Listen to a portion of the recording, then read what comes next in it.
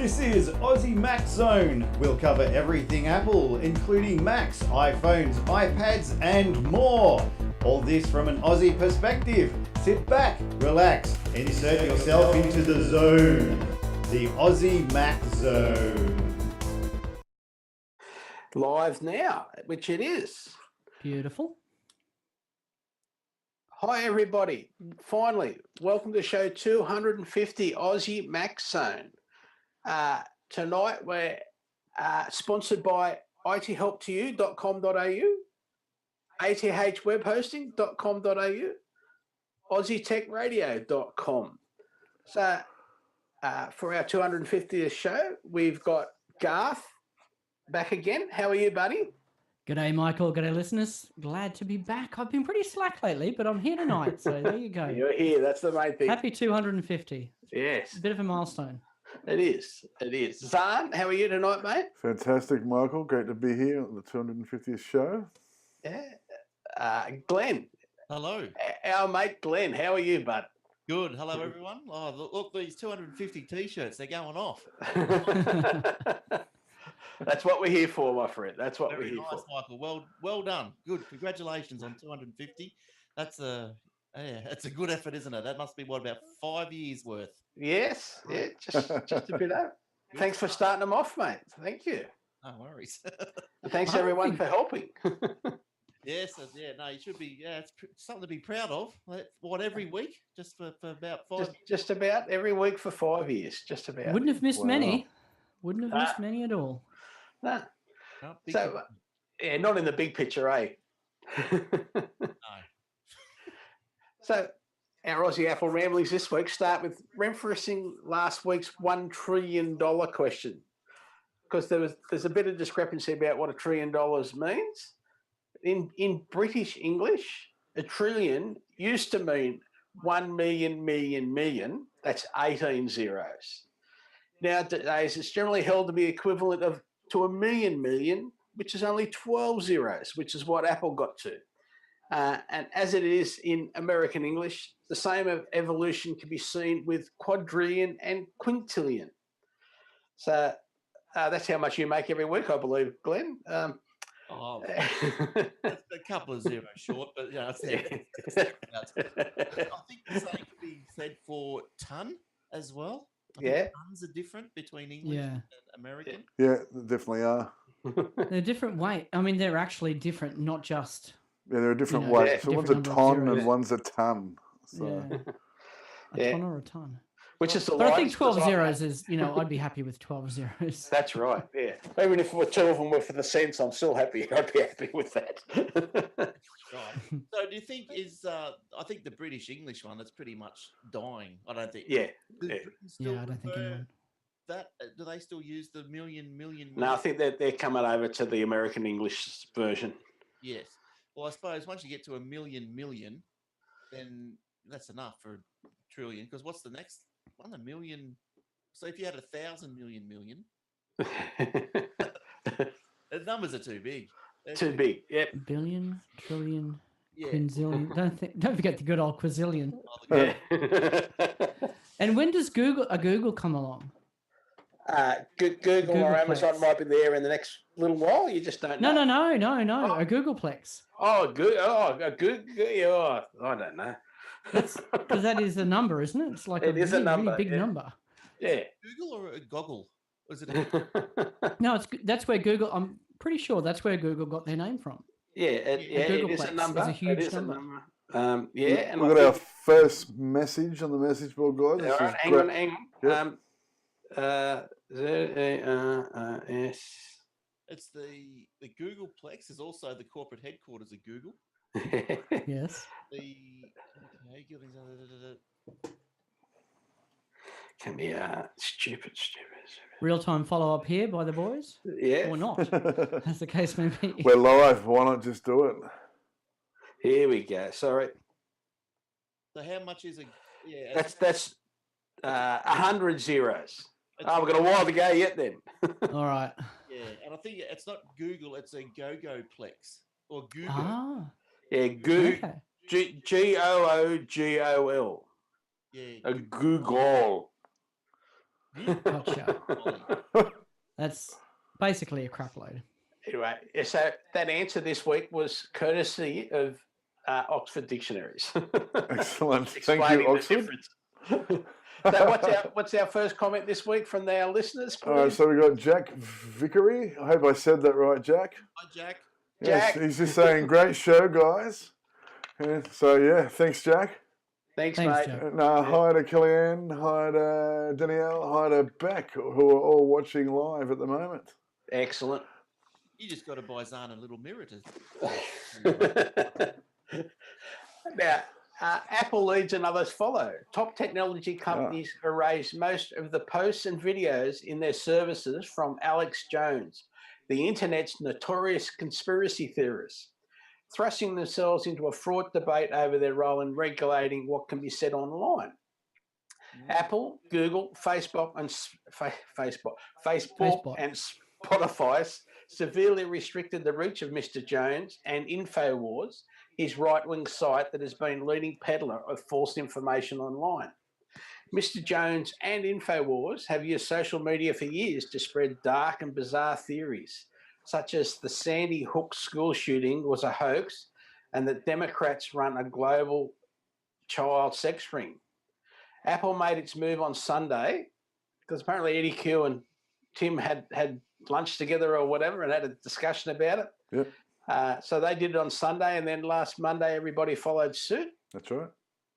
The actions, one of the tech companies' most aggressive efforts against misinformation, highlighted a difficult dilemma for their businesses. They have long desired to combat misinformation online, but they also have been reluctant to be arbiters of the truth. But since the rise of misinformation online around elections, such as the 2016 presidential vote, the tech companies have faced increasing calls from lawmakers and the news media to address their role in that spread of false information and a related increase in partisan divisions. The tech companies have recently stepped up enforcement, but that has also led to accusations of political bias, largely from the Conservatives. Well, there's a surprise. Yes. Well, I don't know about that. I think that they've got to be careful with how far they do this because, like, America's got their what have they got? Their Constitution. Their Bill of Rights and all this sort of stuff. Yeah. Although Facebook and all these places are private companies, it's not the government, so there's no freedom of speech. But I think the Googles and the Facebooks and that they're afforded this safe harbor law, or something, because they're not publishers. They're not responsible. They can't be held responsible for what people or the post. content. Yeah. So if they're going to start to remove stuff, one can argue that they are starting to become a publisher. But they can remove this Mr. Jones, Alex Jones. They can remove Alex Jones, but apparently there's a lot of other. Well, you look at the internet. You tell me he's the only one conspiracy theories. What about reptile people? Well, he's spoken about reptile people. Yes. Of course he has. Have you seen anything that he's ever done? Yeah, right. No. He's a twit. Yeah. and you see him, he's always getting angry. He's like, oh, like this, and And most of it apparently is about selling his own products. Oh, absolutely. He's with this, supplement that, gives you makes you more of a man. Combat the stuff the government are putting in the water to turn the frogs homosexual. Yeah, that's right. Yeah. So, it's a real class job, this Class A. Yeah. I don't know. He's a Class A something, that's for sure. Yeah. So, and though. Totally get what you're saying, Glenn, especially for companies. Well, Facebook and Google more so than Apple, I think. What Apple have done is remove them from his, they haven't stopped his podcast. They can't. No. It's an RSS feed. Yeah. Anyone can subscribe to it. They're just saying, well, we don't want to publish it in our catalog. Yeah. That's when, and the same could be said for YouTube, taking down YouTube. But Google themselves, if they decided, look, you cannot search this guy anymore, which is something they physically could do. Yeah.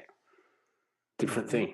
Yeah. That would be a different thing because I think Google, the the act of Googling something. It's such a, they have got safe harbor on that, right? But who is affected by this? Like, I just think it's just quick. Sorry, Glenn, just go.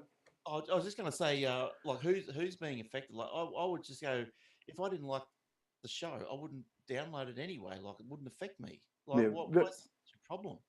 It's because of the hate speech. All right, now Facebook and Apple and everyone like that, they all come down and on hate speech. All right, and he's a major contender for hate speech. And it's mostly lies. So even though he's spreading this hatred and things like that, it's based on nothing.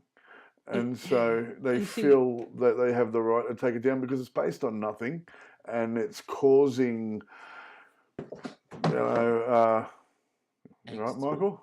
Yeah. And it's causing drama between other people when it shouldn't be, because it's absolute garbage, and so that's why there's a problem. It's not about belief, right? It's not just about he has beliefs that disagree with the mainstream. He's physically telling people things like the school shooting. It was all a big fake, and all the parents, these parents who are suffering because their kids have been shot. They're all just actors. It's all a load of. Well, Apple did take his podcast down, but they've left his app there, so you can subscribe to his app, or you can get his app and subscribe to his information if that's what you really need. Yeah. I think they took down 5 out of 6 of the podcast too. Yeah, 5 out of 6. But what I'm saying, Michael, is what we need to remember with podcasting is, since we're on a podcast, RSS, it's free and open. Like Apple is not. Apple's who's hosting our files? It's not Apple. No, they're just a catalog. They're just trying to make it easier for us to be found. That's all. Yeah, exactly. Yeah. So Apple haven't taken down his podcasts, and I know that's maybe a sort of stupid point to make, but it is a distinction that I think. Yeah. And I'm making it more to the value of podcasting. Yeah, so no, they haven't taken down his podcast. They've made it unavailable for Apple users. You can't search it in the iTunes. That's right. Yeah, so it's unavailable for Apple users. That's all. Yeah. Right. No, well, Apple users can still subscribe to the RSS feed. Yeah. Anything you like. It's an RSS feed. Anyone can subscribe to it. Free, open. Yep. Once again, this is just nothing to do with Alex. This is just what an RSS feed is, and why podcasting in general is so valuable. It gives a voice to anybody. And this guy's still got free speech. He can go and yell on the corner, and if anyone can be bothered listening, sure, go for it. Yep. But why should Apple or anyone else promote utter nonsense? Nonsense, yeah. It's nonsense. There's also look, you can get drawn right into these arguments, can't you? Yes. I'm bad for it. I wasn't aware of this thing. I don't think I was listening to his show. I'm pretty sure. No. I've never listened to it. I watch the YouTube clips that people make of him being an idiot. And so it's just a compilation of him ripping his shirt off, screaming, calling, people donkeys and, all this sort of stuff. He's a very aggressive man. I like calling people donkey. It's just a very good thing. He always calls me that. When you mentioned the Sandy Hook there, I remember one of the nut job things that I heard was someone was going on about there's crisis actors. And it's about that, and the 90s. That was him. Is that him? Is it? Yeah. So he's saying that these people screaming in the streets or whatever. He goes, they're the same people in every video. Yep. Actors. I can't believe that's fair. No.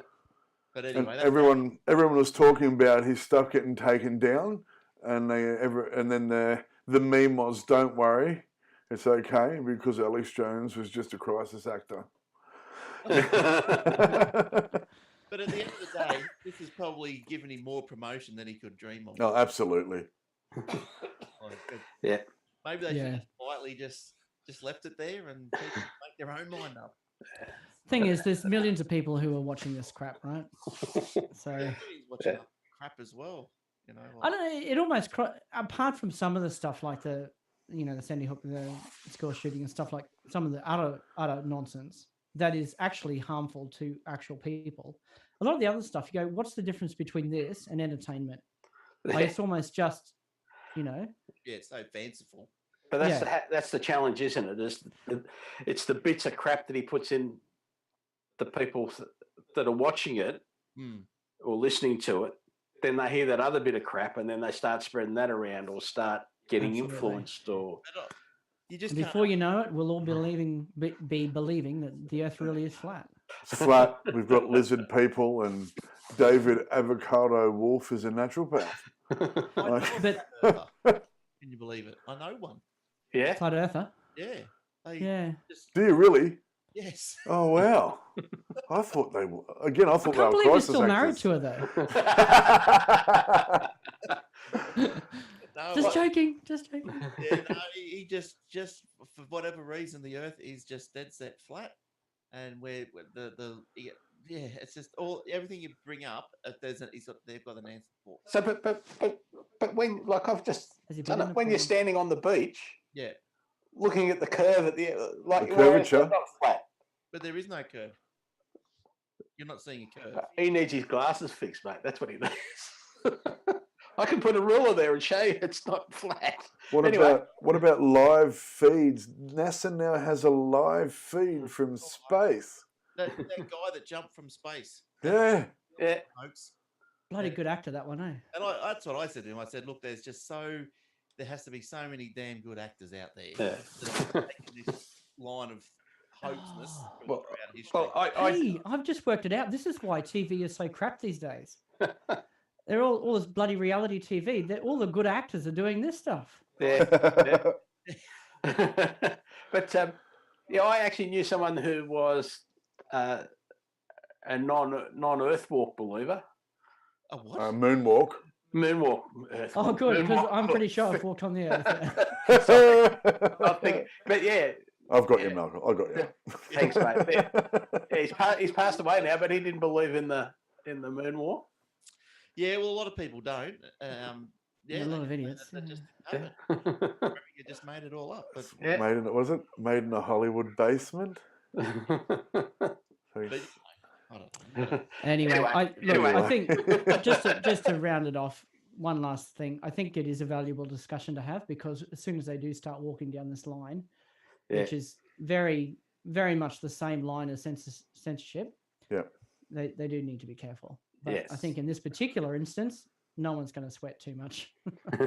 9 out of 10 alien theorists recommend this podcast. So. I'll have to go looking for it now. So Alex Jones. Just go to YouTube and type in Alex Jones compilation. You'll laugh. All right. Now, you ready, Zarn? I am. ITL to you, we'll be providing some iTunes or /Apple gift cards as prizes for stories or questions. So the first question I've got tonight came from Persia, and it was, can you lock folders on your iPhone or your iPad, or can you lock apps specifically on so that people can't access those apps? And the answer, sorta, well, you can't lock folders. You can lock some apps, but generally you can only do one at a time, and that's using sorry, Garth, what's it called, where you got to sort of 3-tap it to get into it? I don't know. Tell me the story. No. Assistive, guided access? Guided access, yeah. Yeah. Thanks, so mate. Is there another way of doing that where you could set a parental level? So it would basically mean that you lock down to general only, PG rated apps, or I think they use a year level, don't they? Yeah. Under 4 or whatever. So you could set your parental controls up in your phone, and it would be a matter of going and toggling on parental controls.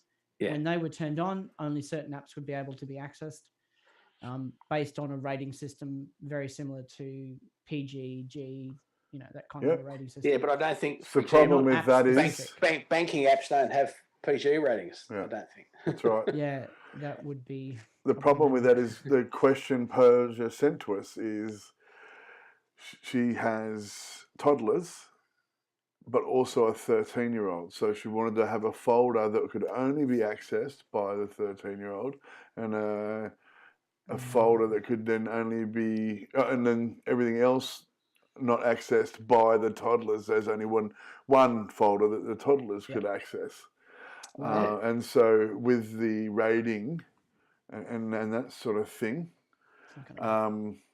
they're going to, that's going to clash. So, absolutely. and so what Michael... So the only solution, if she wants to get that, is jailbreak, and no one wants to do that anymore.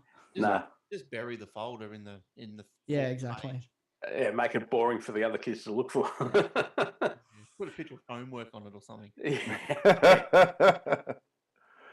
Or they always do the opposite. So you say, open this one first. Like, that's right. Yeah. So, story number 3. Now, state-run Chinese news site warns that Apple could be used as a trade war bargaining chip. 9 to 5 Mac reports, a state Chinese news site has suggested that Apple could find itself being used as a bargaining chip in the trade war between China and the Trump administration. It follows similar concerns expressed by US Treasury's former top official in Beijing, who cautioned that iPhone could take a double hit if President Trump proceeded with his most recent proposed escalation in the trade war. The People piece is headlined, "Strong sales of US brands, including Apple, give China bargaining chips in trade rout." It goes on to say that Apple's success, while some Chinese firms struggle, could provoke popular anger. However, the eye-catching success achieved in the Chinese market may provoke nationalist sentiment if US President Donald Trump's recently adopted protectionist hit Chinese companies hard. The piece claims that Chinese companies receive only 1.8% of iPhone's profits. That's probably more than the US government, despite the devices being assembled there from largely Chinese components. It gives no basis for the calculation, nor does it suggest how the country might receive a greater share. But but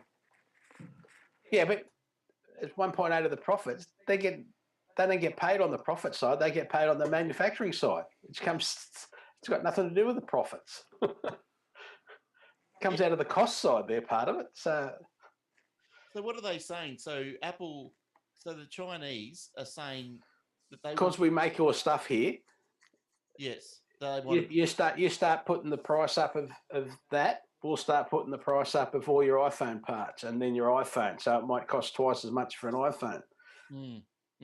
And then your $1 trillion company that everyone's so proud of will go to crap because no one wants to buy the phone.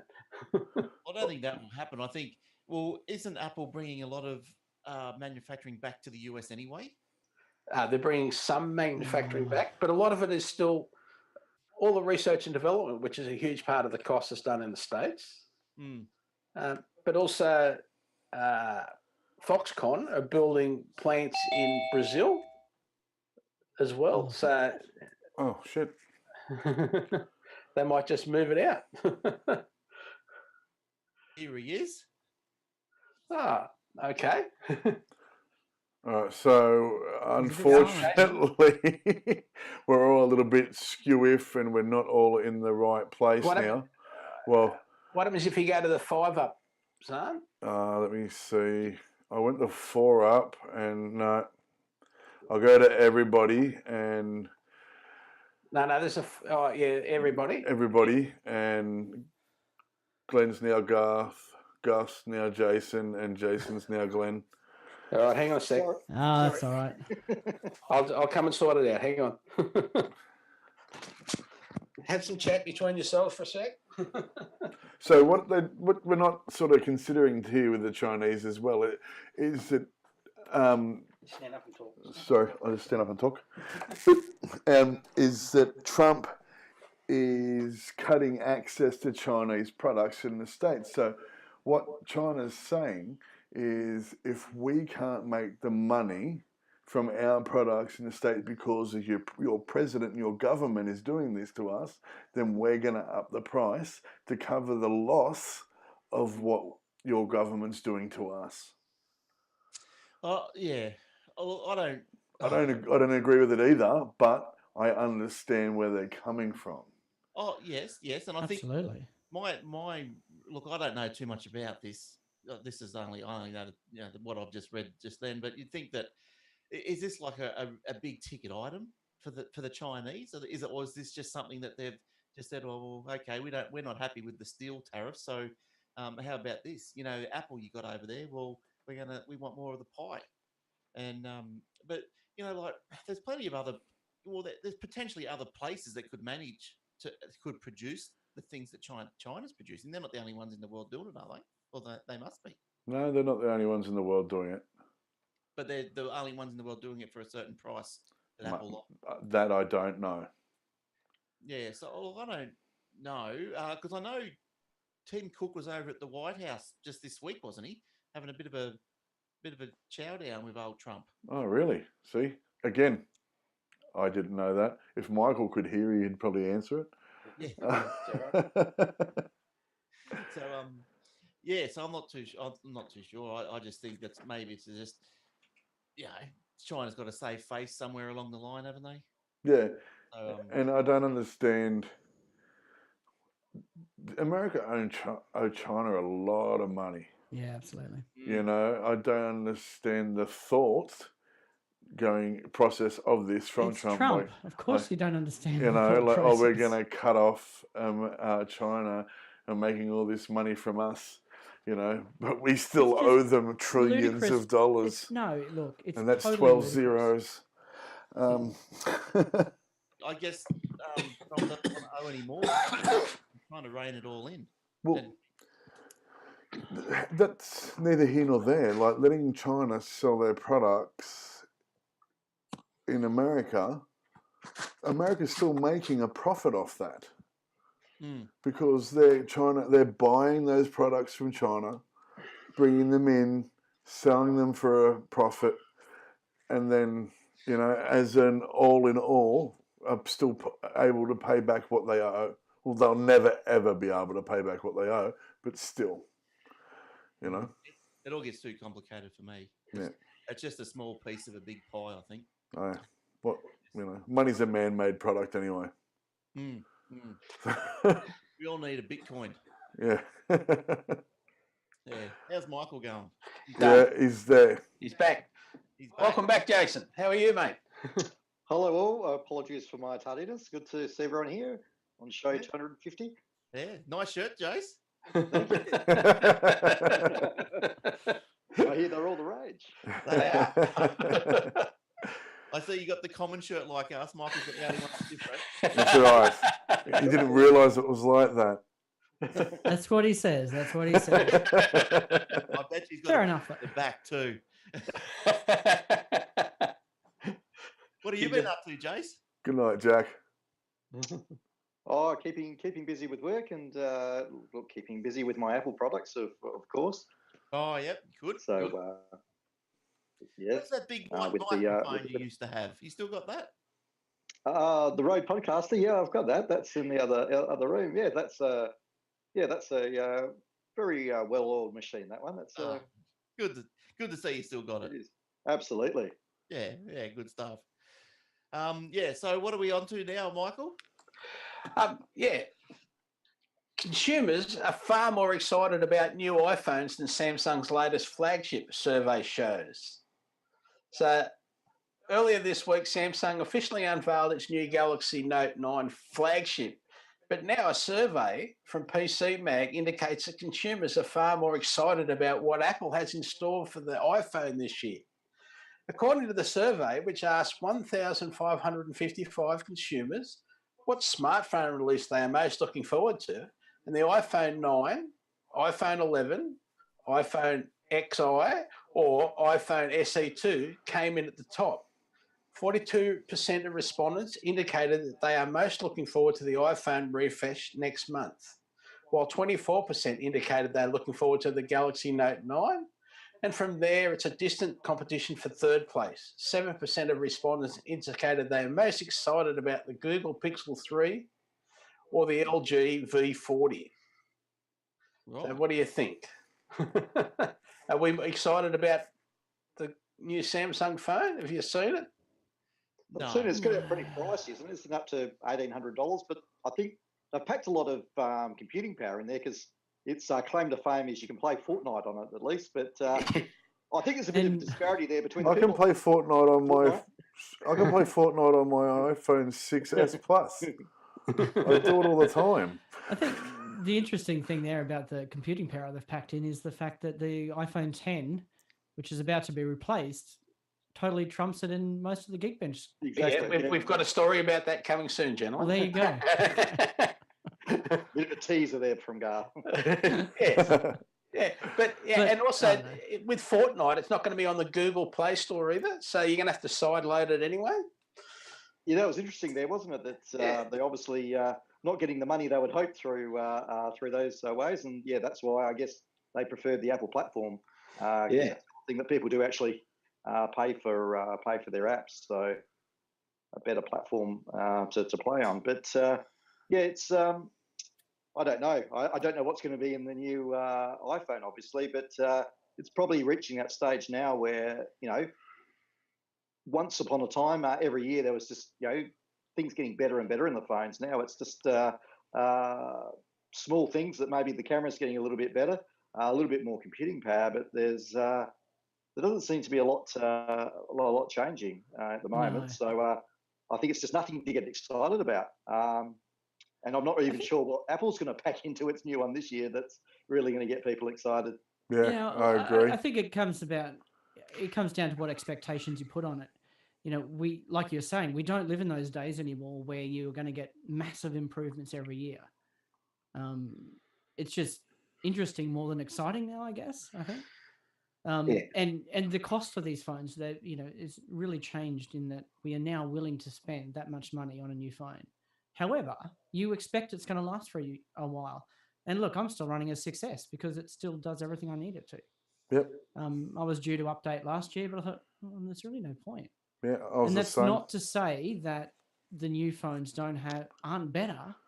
They're great, they're a lot faster. They're a lot this, they're a lot that. The camera's a lot better. But unless one of those things really sticks out to you as something you need, then I think people are much more likely now to spend, it's sort of like when the iPad came out. We sort of thought it was going to be the same type of thing where everyone was going to upgrade all the time, but soon found out that people would keep their iPads for 3-4 years. I think sort of this premium end of the phone market is going the same way, in that people will just start to keep them longer.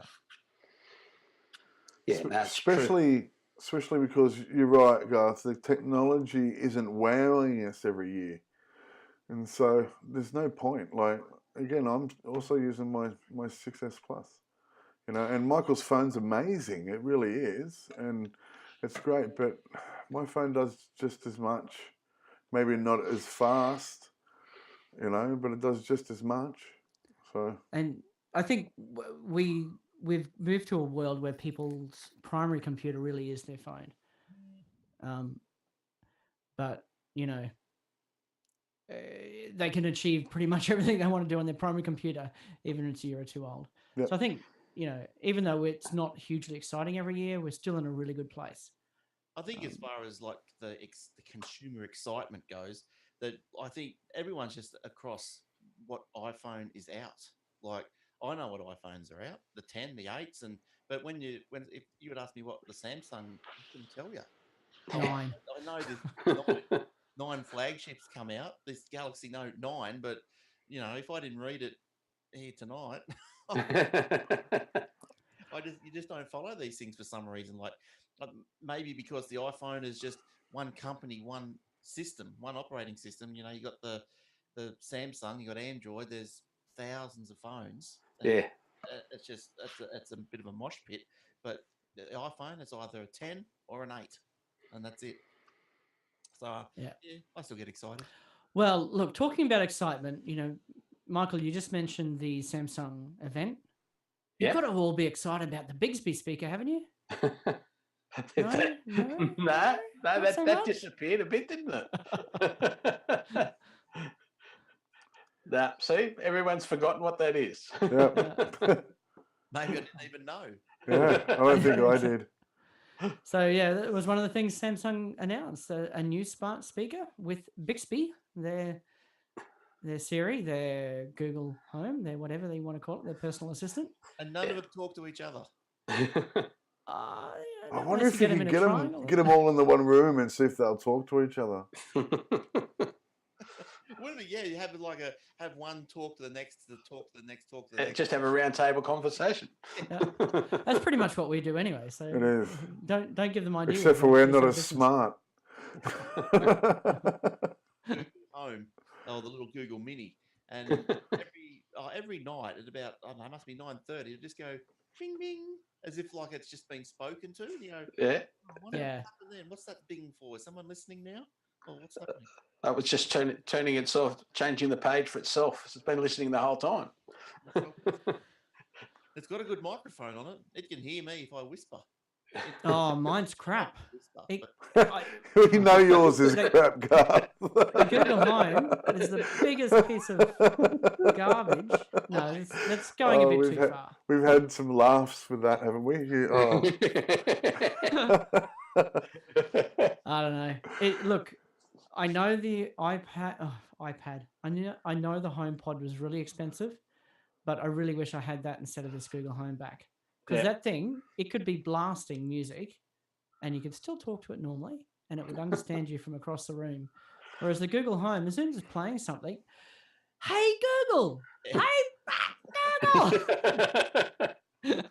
Yes. Would you listen to me? What you mean? Yeah. Then it's like just having another teenager in the house. It didn't matter if there was music in there. It's amazing, isn't it? Yeah. That's amazing that it does that. Have you got an Apple Home Pod, Jace?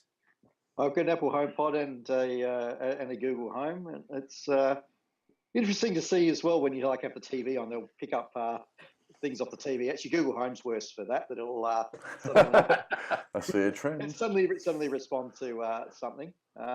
Which one did you get? The HomePod is really good though. That you can have music on loud and it will hear you. It's really good at that. Yeah. Which one did you get first? Did you have the Apple or the Google? I got the Google one when that first came out, just to see what it was all about, and it's not too bad to be fair, but HomePod much better in sound quality, but then for about 5 times the price, you would hope so. Yes, yeah. I've got for my speaker. I bought the Sonos. I like the Sonos stuff. Yeah, very nice. Yeah, they build out a nice tune. Yeah, they are very good. Because that's got. Have you got the one with Alexa built in? No. Oh, that's. Or have I? I think they might have upgraded it. They've got a very bizarre naming scheme, Sonos, like all of these companies. I think there's the one and the 1 colon and the so the newer version of the one I think has. At least it's not a joint colon. Lady A. I got the Play 5, and I think it's just got the AirPlay support. Yeah. Oh, Play 5. Oh, there's a speaker. Yeah. So that's not too bad. But yeah, I love it. But yeah, if it puts out if the HomePod puts out anything like the Sonos, I know what you're saying. Great. That's a good reproduction. Now, just before we go on to our ATH web hosting, where I'm going to ask Glenn about SitePad. So this is called Annoy Your Android Friends. So live photos don't work on Android, but if you record one in iOS 11 and apply the loop or bounce effect, then they're sent an MMS as MP4 files. That's a surefire way to stuff their smartphones with unnecessary frames. But don't forget that sending MMS messages usually costs money, so don't bankrupt you just to wind up your friends. That was sent in by one of our listeners, David. Good tip, David. Yeah, that's a great tip, David. Well done, picking on our Android friends. They're rushing their phones now. Yeah. So a reminder, this week we are brought to you by athwebhosting.com.au. And so, yeah, tell us about SitePad, Glenn.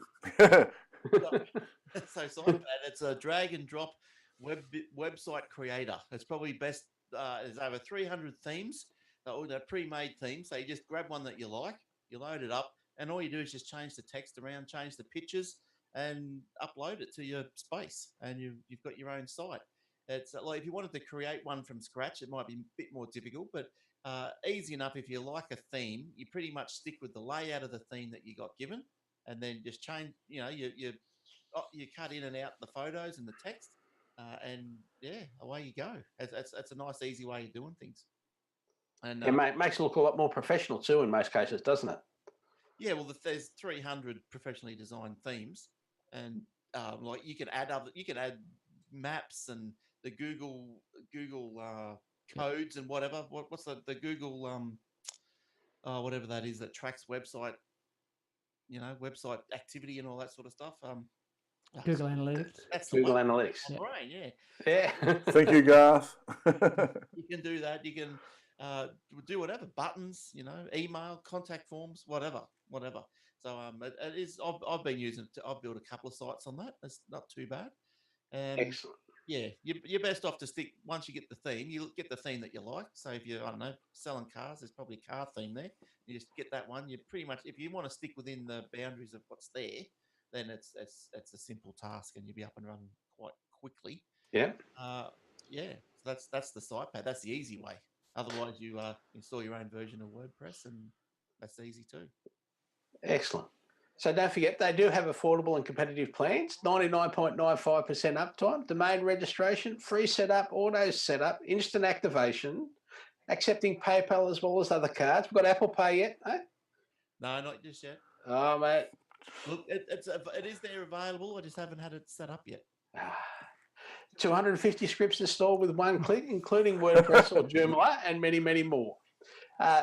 Use cPanel, the industry standard, user-friendly, feature-rich control panel, all from how much per month when paid annually? $5.95. 24/7 ticket support and friendly help when needed. That's right, exactly. Exactly. Go and do it all yourself. Glenn's actually Just on don't the need it at phone 1 a.m. in the morning, or it won't 24/7. be too friendly. If you need to call him, I'll put his home number up after the show. Yeah,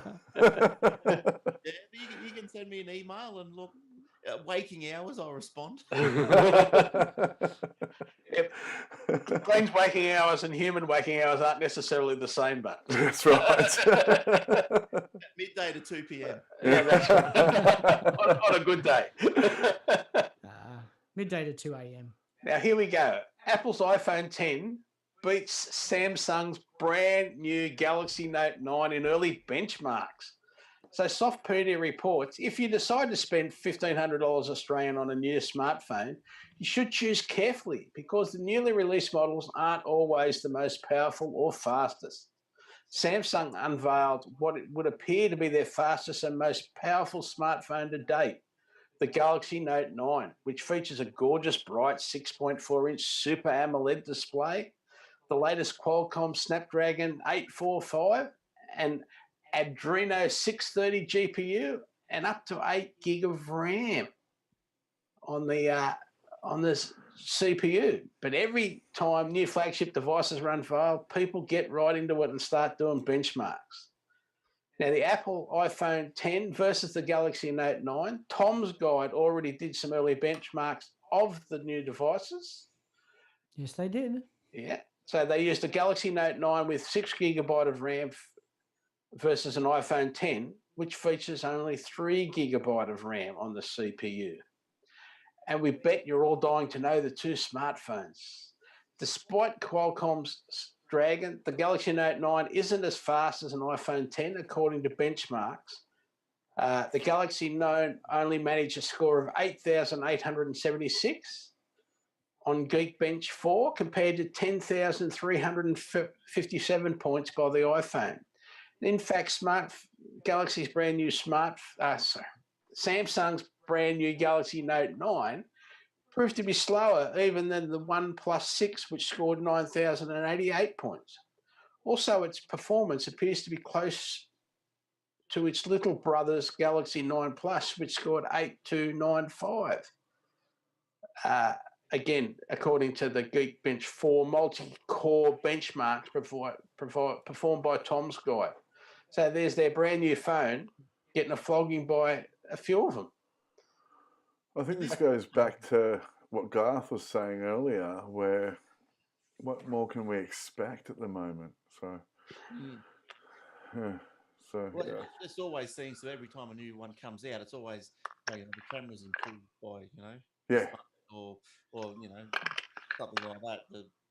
There's not too much coming out, but I don't know. I think I don't know. The iPhones that's pretty much interchangeable now. What you can just seamlessly go from one device to the Mac to the iPad. That's all pretty much happening already with the iPhone. Yeah, absolutely. Yeah, and all That's good. Handoff features. That's handoff is awesome. I really, that's one reason I wouldn't even look at a Hackintosh is I love iMessages so much.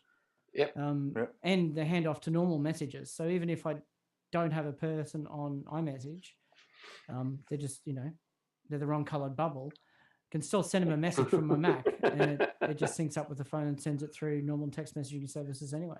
Yeah. And I think they have a lot of trouble getting a lot of that stuff to work with a Hackintosh. Yeah, right. Yeah.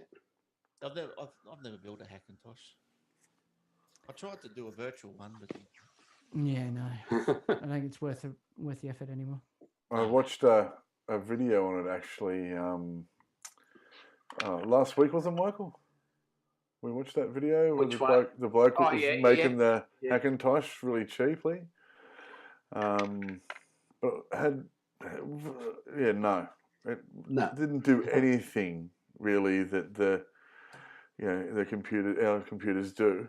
It just basically looked, when the screen came up, it looked like a Mac, like an Apple product. So I've got a question. Go, sorry. Oh, I was going to say, I can understand why, actually, you would want to build a Hackintosh in this. I understand the pricing. In the current environment, you want to run OS 10, and a lot of the products you can run under OS 10. Like, there's nothing like Audio Hijack on the Windows side with Loopback and the Rogue Amoeba software. It's just no good equivalent on Windows. So I can understand wanting to run OS 10, but not necessarily wanting to get one of the new MacBook Pros, because I really don't want one of those touch bars. So there's not a lot of hardware that I'd actually want to buy from Apple right now, unfortunately, in the Mac space. Hopefully that will change in the next month or two. You never know. Well, that's what we're all waiting for. Can only dream, but still, I don't know that it's worth the effort. I want to see what they're going to bring out, compared to the SE. So I'm hoping there's going to be something there. Didn't they say the SE was officially dead, even though it was only a rumored SE2 was a rumored product anyway? Yeah, I don't know. So Zarn and I did this last week, but so I'll start with Garth. What's on your Apple iPhone home screen? Like, what are your main little things? Well, in the dock, I have settings, messages. No, I don't. I have settings. I have Mail, Overcast, the podcast app. Yep. Safari and settings. So they're the main ones. I've always had settings down there for some reason, and I still have. Phone and messages, notes, Dropbox, Files app. I have an Apple folder with most Apple things in there, but I do have Calendar, Reminder, WhatsApp, Zoho, and a few other ones. That's cool. News, I still use. I had so many different RSS feed readers that I used to go through and had them all customized and blah blah blah. And now I just use News. That's good. And Jason, what about you? What's on your home screen? I haven't changed the dock, I guess, because I've just had iPhones forever. That when I go and change that, it confuses me. So I have to, as Apple intended. Keep it simple. Keep it simple. But on my home screen, I have WhatsApp, which I tend to use for most messaging these days. So that needs to be front and center. What else have I got here? Dropbox I have there. Podcasts I have on there, and I have used a few. I've actually gone back to the Apple Podcast really? App again. Yeah. Fair enough. I've got Overcast. That isn't on my home screen. I tend to swap between them a little bit.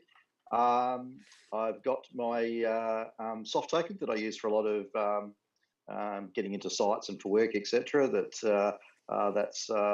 something that I think I'm using about every 5 minutes. It seems like to get into something. And my banking app to probably pay people too much money. They're probably the key things I've got in there. I'm pretty lazy. I've probably left all the other Apple stuff there and just moved other stuff onto the home screen. I don't tend to play around with it with all the icons and around that too much. Where they land sometimes is where they land, and and the search is so good now. Anyway, I look for most of my stuff using search anyway. Just pull down, start typing, there it is. Yeah, I do the same. It's the same on the Mac as well. That just to launch things or whatever, it's just through search or through the magnifying glass. It's like, need to do that. So that actually is the way I navigate around on both my Mac and iPhone a lot. So it's interesting, Jace, that you said that you use WhatsApp a lot. Is that because of the security of it, or why? No. Or why WhatsApp? I think it just that a lot of people, like friends and work colleagues, at the stage where it was popular, I think we all started using it and haven't moved to anything else. So we've got a lot of groups and things set up in there, and actually you would know that once it's in there and it's set up, it's hard to move on. So we've got a lot of work groups set up there that for different projects and that we set up a little chat for the project. So it's something that's a start. When you go to send a message, do you default go to WhatsApp or do you push Messenger? It's normally WhatsApp. But that being said, family is mostly iMessages because they're on iPhones, of course, but they still tend to be on iMessage. So I guess it's a good way to distinguish it. The iMessage is family, and WhatsApp it tends to sort of be work and friends. Yeah. WhatsApp is really good for the group chat type thing. It's awesome. Yeah. It's the one I use too. It's the best for group chat stuff. Because I was looking at getting something that would be more inclusive for cross-platform, and WhatsApp came up, and I did install it and everything, but just was like, well, I don't really know anyone that's on it, so I've got to go around and tell everyone. And I thought, no, I need another solution. But yeah, much better than Messenger. Much better than Messenger. Messenger is good. It is very good. Yeah. Yeah. No, it sucks. So, Glenn. Yes. So, what's on your home screen of your? Which is your primary device these days? Just remind me again. It's a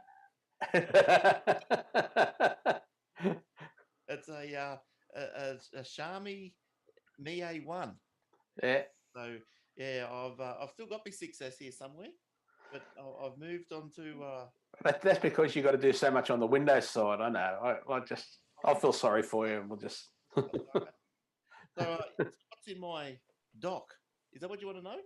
Yeah, or your home screen, or your Or your browser history. No, nobody wants to know that. I think I'm pretty much like Michael. I think, and Jay's like the apps are just where they fall. I just use the pull down search for everything. Wow. Just every because I got 1, 2, 3, 4, 5, 6 pages of apps. I remember on the iPhone I had about 10. So you just have to search. But anyway, I've got, and this is probably mostly default. I've got FaceTime, calendar, photos, camera, contacts, clock, seat panel, maps, home, Facebook, some TV thing, you know what that is. Notes, reminders, news, iTunes Store, App Store, iBooks, settings, podcasts, and the Sonos. Is that Apple TV, Glenn? The little symbol? You push it? No. No, that's TV. It's the Apple app. Yeah. Yeah. Oh, is that what it is? Yeah. Yeah. It's just a new face. Oh, right. Yeah, and then in the dock, I suppose I've got the Messenger, Gmail, iTunes, Safari, folder. I don't know what that's. I've never pushed that. Settings, Spotify, and another picture of a TV. The iPad's all over the show. But yeah, because I just search. Let's pull down and see. I don't know how you guys do it. I can't. I need to put all my apps into a folder and label it and have it neat and tidy, and so I know where everything is. And I used to do that. I just ran out of time to organise it. So That's right. it's where it ends up. I'll I don't know literally, the I'll apps I literally use sit a there. lot in folders. Yeah, I An usually app sit you there use in all the the morning. time shouldn't be in a folder. Yeah. On a weekend in the morning when the kids are asleep, and I'll organise this stuff because it drives me crazy. But search has got so much better. Like you say, Jace. Yeah. You just search and it's just boom, it's there. Yeah. Well, I think a classic case is probably email. I used to religiously, especially at work, have email with a zillion folders in there and religiously organise everything. Now archive folder, jam everything in there because hey, computers and stuff, they're good at searching and things like that. Yeah, that's a good point. It's a database. Ooh, who would have Who'd have thought? Who'd have thought it? So, a reminder this week, we are brought to you by Aussie Tech Radio at aussietechradio.com.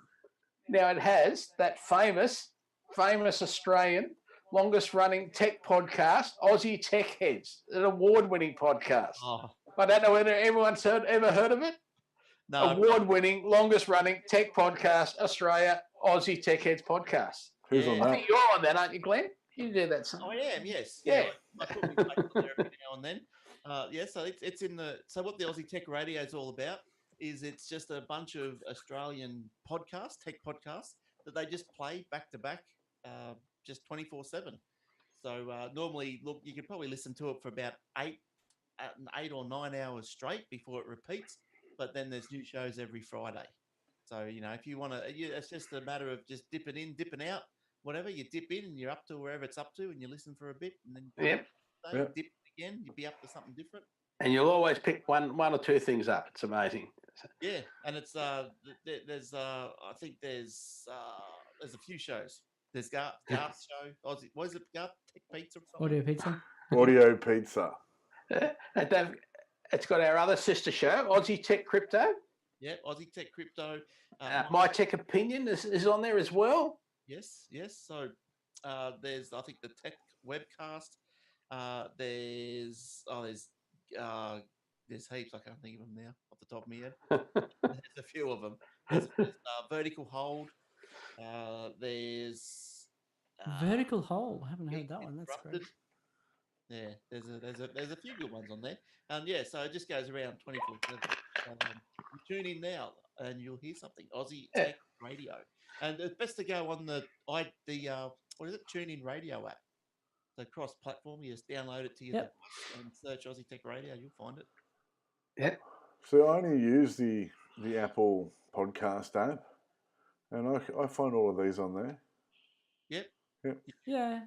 They're there for sure, but if you want to just listen to them, the whole lot in one go, back to back, there you go. Like, when you want to watch the TV, but you can't be bothered putting the disc in or the DVD. You go, I just want to watch something. In 1998. You don't have to think about anything. You just turn it on. Yeah. And it surprised me. That sounds like when I'm trying to go to sleep. Put it in, turn it on, and surprise you. Yeah. Okay, Garth. Whatever you're into, mate. It's taken 250 shows, but it's finally digressed. Finally got to the bedroom.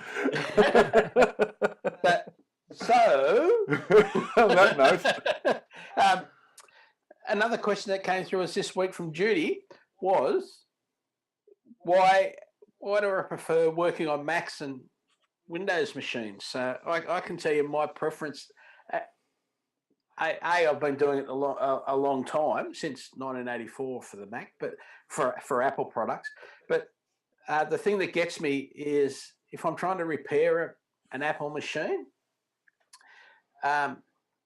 you do this, do this step, and get a result. Do this step, do this step, get the same result. Whereas I can do that 40 times on a Windows machine and get a different result every time by doing exactly the same steps when I'm trying to fault find something. So that drives me absolutely batty. So yep. Anybody else? The only thing I'd have to put you up on there in that statement. Yep. You refer to it as a Windows machine. yes, it is. But normally the problem is because of all the third-party peripherals that people jam into these machines, and just because it runs Windows doesn't mean the fault lies with Windows. Are you sure? Something else, the hardware. Yeah, gladly. But why doesn't it give the same result each time that you do the same thing? But that's what gets me. That's just the Murphy's law, isn't it? Yeah. So that's why I use a Mac. Anyone want to comment? Like, we got Mac users and Windows users. Any? Well, it's more about fixing them, right? So yeah, I don't know. I have only just started fixing Macs, but I've worked on PCs better than Windows machines. There you go. I don't know, since I was younger, it's like pulling them apart, playing with them, making them a bit beefier, that sort of stuff. And I think the Apples are heaps easier. They're so much easier. and Michael's right, you do one thing and you get that result. And, I started off, my first computer that I owned was an Apple IIc. Yeah. And I was only reading about that. That was my second computer. a 2 Plus? No, 2C was my second computer. What was your first one? Dick Smith kit. Had to solder it together yourself. Yeah. Crikey. Yeah. After the Apple, I think I went to an Atari ST. Atari ST. Oh, remember Atari was a thing. Yeah. And then I went to I think it was like a 386 IBM compatible. So you just went downhill. Like after the Apple, you just went downhill. There's no bias on this show at all. Haven't looked back. I just can't climb that hill. It's a slippery. Every time I get to the top, there's Michael kicking my fingers back off. Get down to where you belong, boy. You're not worthy. You have shunned us. No. I think I look on Windows all day at work, and I use the Mac at home, and I think they're both good machines these days. I got a Mac Mini. I record the audio for the Aussie Tech Heads on it. That explains it. Yeah, so the Mac Mini goes fine. That's good. That's got its purpose. But yeah, Windows is my main machine, and I don't have a problem with it. Mine's pretty stable. That's good. I got an Alienware, and I've got my my Mac, and Alienware's a piece of junk. Works when it wants to. Yeah. Okay. And well, and the Mac I've only just started playing with, but it works well. But again, they're both, they're completely different things too. So they're platforms. So yeah. What about you, Jace? What's your history? I started off with the Apple II, or the Apple II Plus. We always had Apples and Macs at home. Had an Amiga at the time as well. At the time that they were popular, they were good machines. But I think today I did have PCs as well. Like for gaming and things like that. Yeah. I think today as well, just probably because I'm lazy as well. I have like the Xbox now, so the console. So if it's gaming, I'm not going to sit there and put 3 graphics cards in a machine and be playing around. That's just like play the Xbox. The games that come out for it, and at least they're going to work. It's not, damn, I'm going to have to upgrade again. Change something. I'm dropping frames or whatever. Yeah. So Yeah.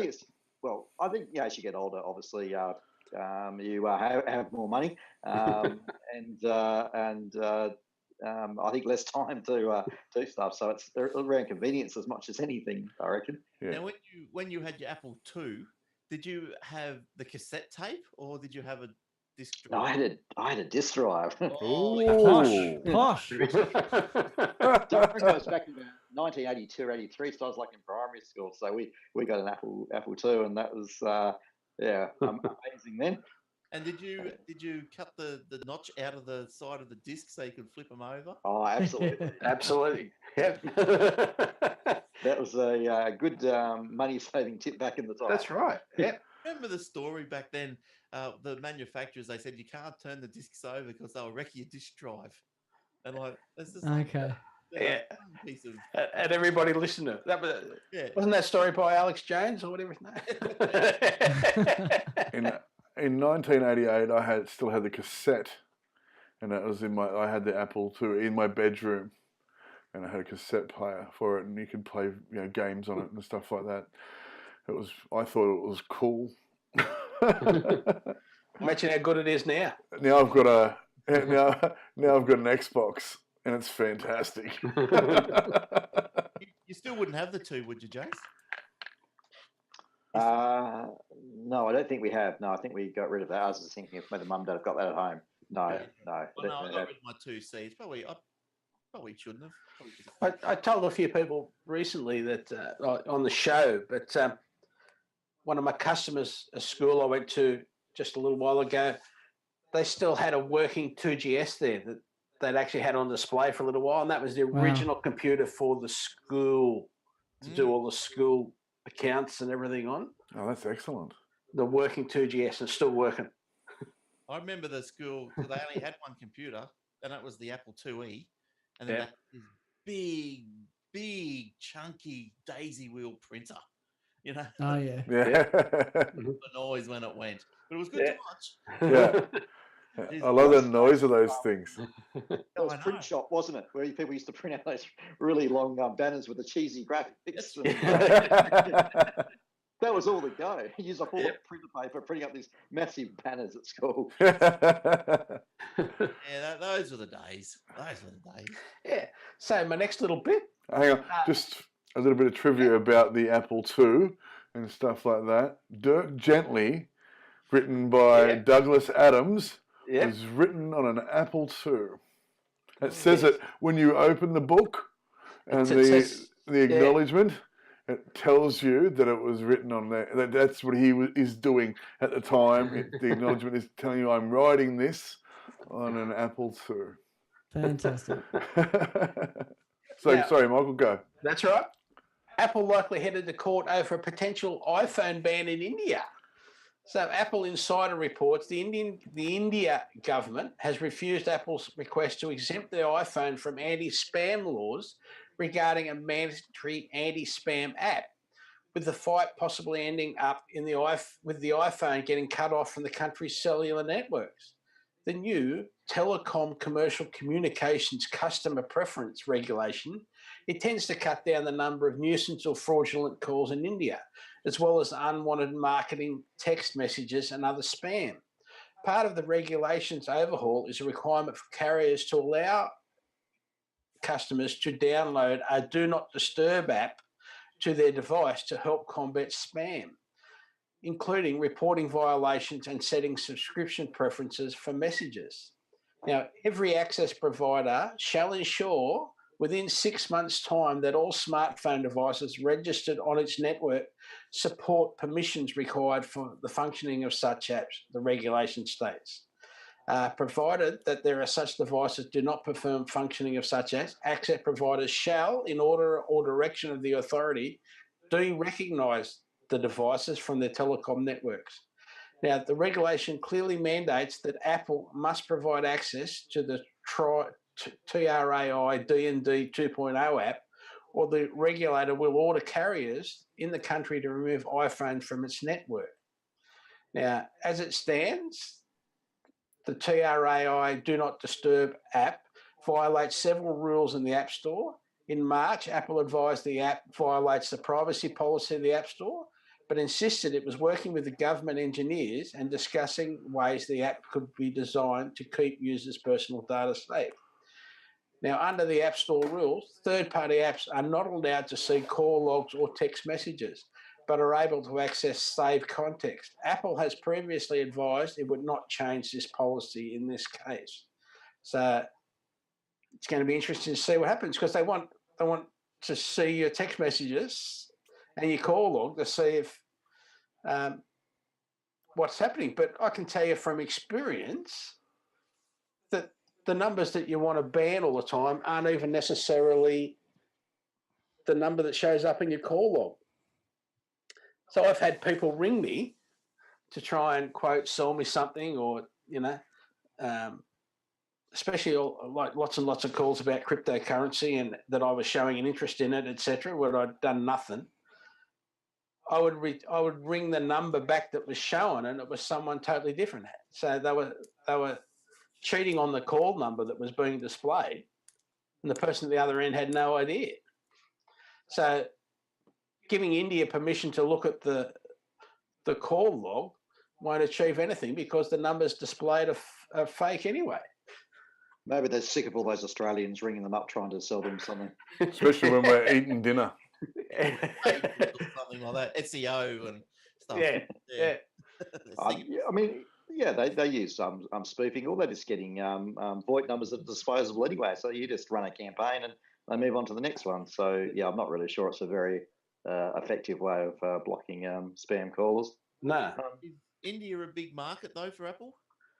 Well, it's going to be. It's going to be like they've set up a production area there so that that's where they were making quote the SE phone, as far as I know, so that they could actually start selling phones in India because they have this thing where you've got to make them there to sell them there, sort of thing. Yeah, you don't get large tariffs and that put on you to and to you know, you got to think as India's population get better off, the same as China. It'll just increase massively the number of people that can afford an iPhone, for example.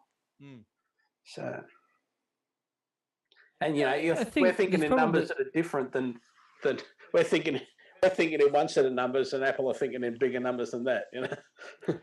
I think with respect to this, there probably is a lot of value in what they're trying to do from the Indian government, even though I totally get your point about how, the spam calls are going to be coming from random numbers.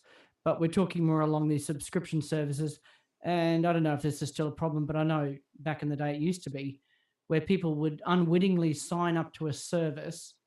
And this is in Australia that like these 1-900 type things where you get your horoscope text to you every day or whatever, and they'd charge you $5 through it.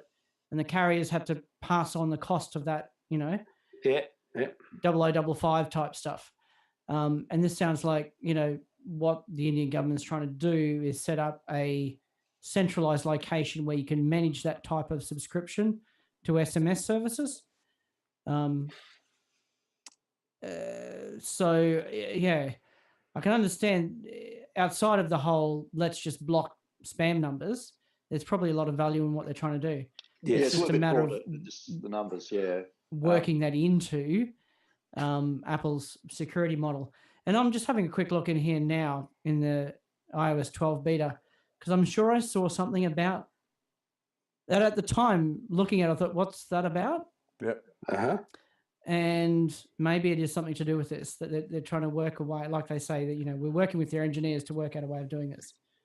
I think it's to do with the amount of access they want into the device, because I think already, certainly you hear about it on US podcasts, there are apps that, and actually subscribed apps you can buy that have the known spam numbers for what it's worth that will look to screen and block calls. I think, as you're saying, Garth, this is because they're trying to reach into messages and call logs and deeper into the phone, that there's crossing the line, I guess, from Apple's perspective, of it's becoming too invasive in the access at once. So they'll probably negotiate some happy medium. Exactly. I'm sure. But the setting I saw, and I'm just trying to find it now, was something along the lines of the way I read it at the time. You know how when you get say Google, sends you a text message to verify your account or whatever, this sort of third-party type thing.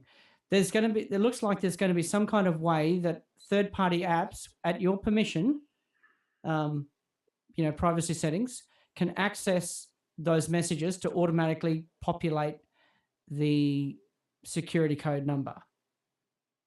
That's how I read the setting in the iOS 12 beta. But maybe it is, along these same lines of giving particular third-party apps access to contents of text messages under specific situations. Because that's a handy little thing. Because when I set this Google phone up, and then you get all these text messages with the certain codes to the phone, and text message comes through, and all of a sudden the apps receive the code automatically into it, and away you go. Yeah. Yeah. Yeah. And that's the sort of setting that I saw somewhere in there. I can't find it just now. But, you know, I think Apple can do that for their own product, for their own text messaging already.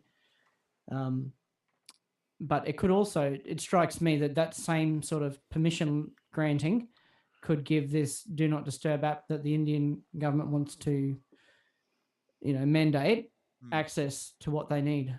I'm sure they'll work it out. Yeah. Yeah, I think that it is it's a pretty big market there that they don't want to miss out on. No, so I'm sure there'll be some working out. Yeah.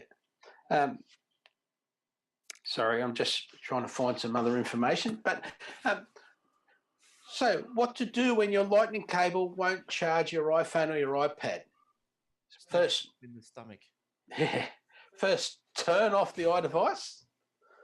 Get a bright light and take a look down in the lightning port. So we're looking for pocket lint and debris that's been pushed in each time you connect that cable. Every time you push it in there, you're pushing home bits of crap that are in your pocket and stuff. So now you should check it frequently and keep an eye on it. And even if you think it's working fine, don't just blow in the port and hope the acid in your saliva is no good. Don't just do that. Now, you've got to get something while the phone's off or the phone is off. Get something that's not metal, like a toothpick. Try and start to dislodge the debris, and a can of compressed air is really good as well. So if you can just start to loosen it with that toothpick, don't shake or hold upside down at the compressed air, because then it gets really cold, like freezing, and can damage your iDevice. So don't shake it, just hold it there still, give it a squirt. Sorry. So now also, any comments? Anyone tried that so far or had any challenges? Or no? What about a air compressor instead of the compressed air? Yeah. Yeah, because I use an air compressor to blow out dust from computers and so forth. Yeah. Quite well. Yeah. Yep. Yeah, as long as you've got that oil catch on it. Stop. You don't want to blow any oil in there, which that's too good. Yeah. I just blow. Doesn't that just make it go faster? Sort of grease it up a bit and make it run smooth? Where is this going?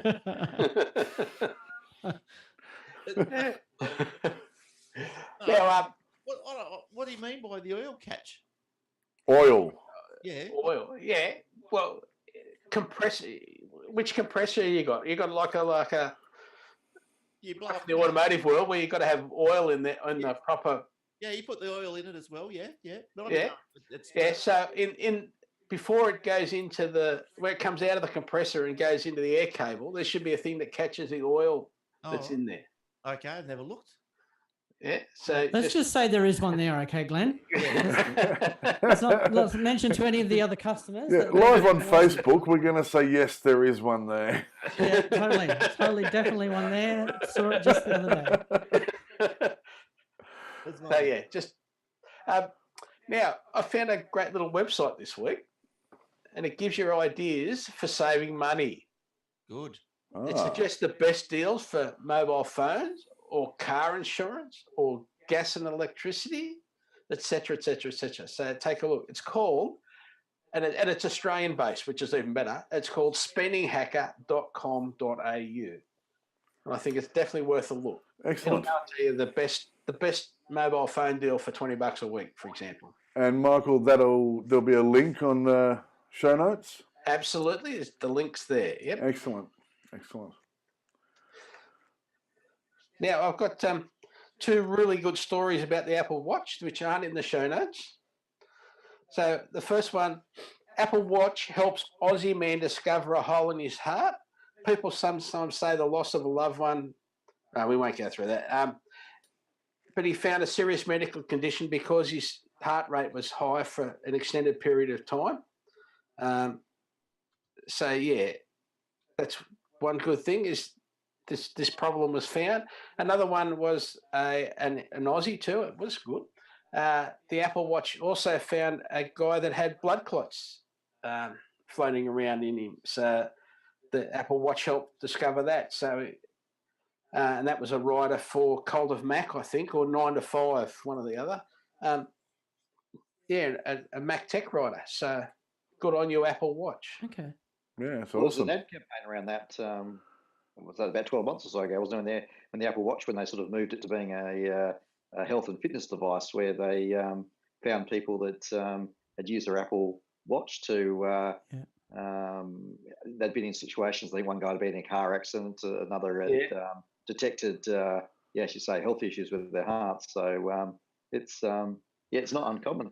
No, and it's good. And I haven't seen many Fitbit stories, for example, for the same thing. Maybe they need to learn to promote themselves better or something. I don't know, but we're getting at least one a month now, sort of thing, that the Apple Watches save someone. Yeah. Something like that. Yeah, no, that's fantastic. Yeah. So it's, really, really good. Thank you, Apple. Thank you, Apple. So anyone got any stories I want to bring up or discuss or?